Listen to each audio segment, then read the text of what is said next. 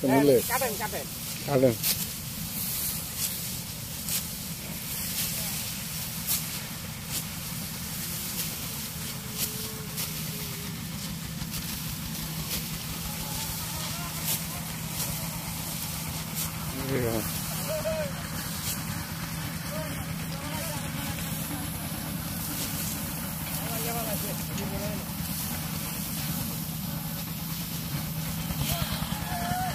আপনারা ধান কিভাবে কাটতেছেন?